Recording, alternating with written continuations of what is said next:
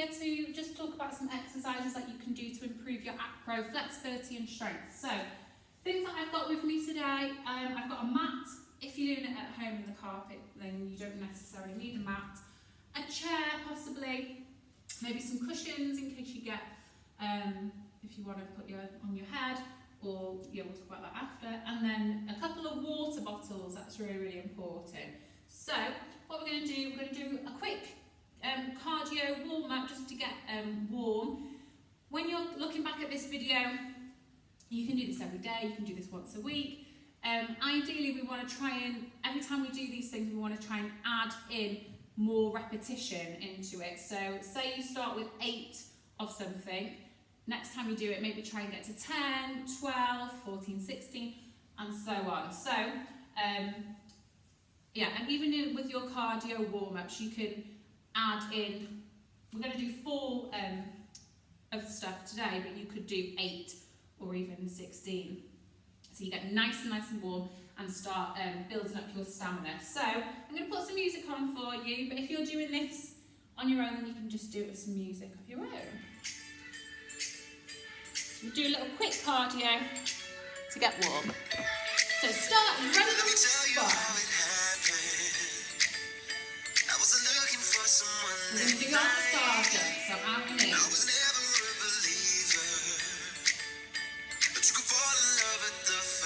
going to do 4 to the side.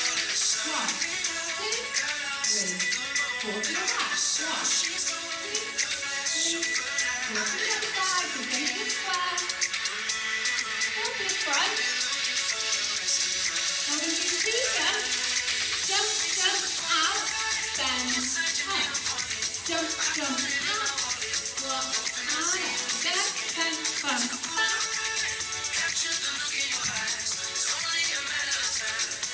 Good. Second tap. Nice and low. You're going to do a great bang. You go side behind, jump, side behind, step, jump.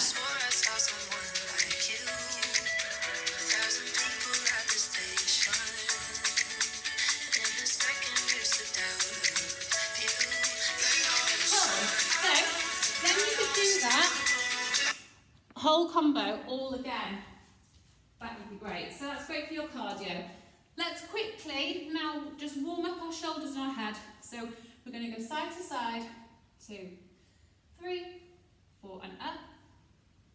2, 3, outside. So over we go, relaxing it there. Swap. Half circle. 1, 2, 3, 4. Rolling our shoulders with a knee bend. And forwards. And holds, arm circles. For 4. And forwards. My battery just said it was running low. I'm just going to stretch our sides out. Just so that we're nice and warm. We're going to reach over to the side. Very nice. We're going to curve our back round, hands on our hips. Back to the other side. And up, then reverse it. Up we go. And round. And up. That's it. Give our hips a shake around. Circle them around. 4 one way and 4 the other. Okay, so strength. We're going to do wall push-ups. If you want to do normal push-ups on the floor, go for it. But we can do, yep, you can still see me, keeping in a nice straight line here, and we're going to go all the way to the wall, touch our nose on the wall, and back up. Down and up. So, this is perfect for our strength in our arms, so don't let our bum stick out or anything like that.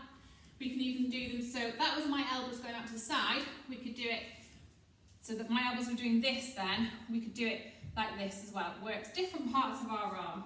So all the way down, and all the way up. Fell over on the slippy floor, and all the way up.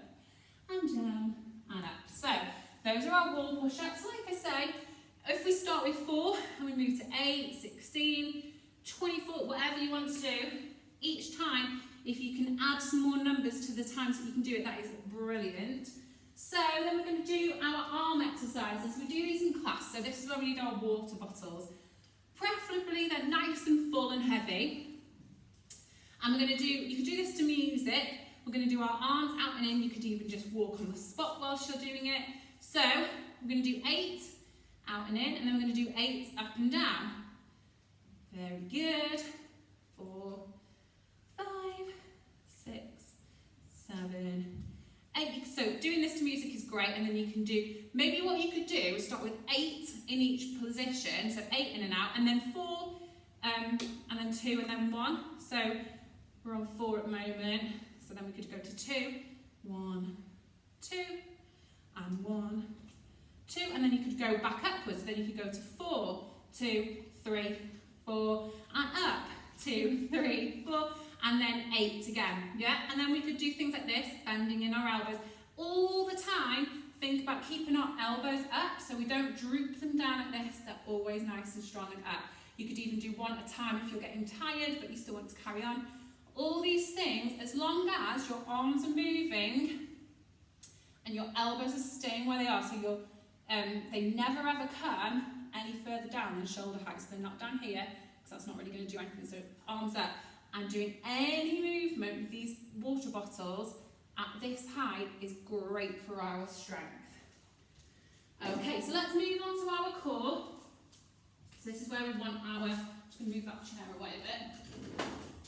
Our sit-ups. So again, if we start doing these in an 8, and every time maybe add 4 on every time you do this. So we want to try and work through our spine. So we're going to roll, got a knot in the back of my top that's going to get in my ears. So we're going to have our hands up here and we're going to roll bit by bit by bit down our spine. So we're going to go with the bottom of our spine first, nice and slowly, all the way down. So our shoulders are on the floor, you can touch the floor behind you, and then we're going to do the same, rolling up. So you can do this with your knees bent and your feet on the floor. So we're going to go all the way down, roll through your spine, touch, and all the way up. Don't let our feet come off the floor. So then, when we do that, we can also then do our V-sit. So we're going to find that position where you can balance and you're holding your tummy button should be tucked in, and imagine that something's pulling that tummy button down to the ground. So we're going to hold this position, so our straight legs, nice pointed toes, in our V shape. So you're going to hold that for as long as you can, really squeezing that tummy button, and then what you can do is go all the way down to a dish, and then all the way up to a V, all the way down to a dish, all the way up to a V. So in a dish, our shoulders don't touch the floor. So we're here, and up, and down, and up. Very good. So like I say, I'm just demonstrating these really quickly for you. So you've got lots of things that you could do, but starting in the small numbers and then working up every time. Then, great one, another one for your core is your plank. This is going to work everything. This is literally an all-over workout. So, hands on the floor. If you're new to doing plank, you can even have your knees down for now, or you can have your hands like this. But ideally, we're going to be up here in this position because we're going to do arm taps. So this is great for our core. Now, what we don't want is this, with our bottom in the air. We want it down. I'm going to go tap our shoulder with each arm. Let me do it this way so that you can see what I'm doing. So nice straight line, head in line, tap, down, tap, down, and then hold, and do it again. So again, maybe start with 2 or 4, but the most important thing is keeping in line. So not like this, not like this, but in line. Yeah, very good. Bottoms. Let's do a little bottom workout. So, on all fours, we're going to lift up. So we're in this like little cat shape. When we do angry cat and side cat. You're going to lift up your leg. Doesn't have to be pointed or anything like that. But our knee is going to pulse upwards. So it's going to go up, 2, 3, 4, 5, 6, 7, 8. And then we're going to swap. 2, 3, 4, 5, 6, 7, 8. So what I don't want is this to happen and our hip to come up. We want our hips and our head like hips facing down and just pulsing our leg. So then you can do it turned out. So it's like this. Our knees out to the side, and you're going to go pulse, 2, 3, 4. So make sure this hip is in line. So you're going to start with 8, and then maybe move up to doing more of those. So that's going to work our bottoms, not legs. Then legs. We're going to do some lunges and some pliés. If you want to do this with your arms at the same time, this is a great idea. So we're going to do lunges and pliés combo. So you're going to go toes out to the side, and you're going to bend your knees. So you're going to go bend and up, and bend and up. Now this time you're going to go bend, turn this leg in and face the side, and back to this position. Now what we don't want is to come up and down. We want to try and stay low in this position and swap sides. So our water bottles are working our arms, and our legs are working. So again, you could start with just doing 4 of those and move up to 8 or 16.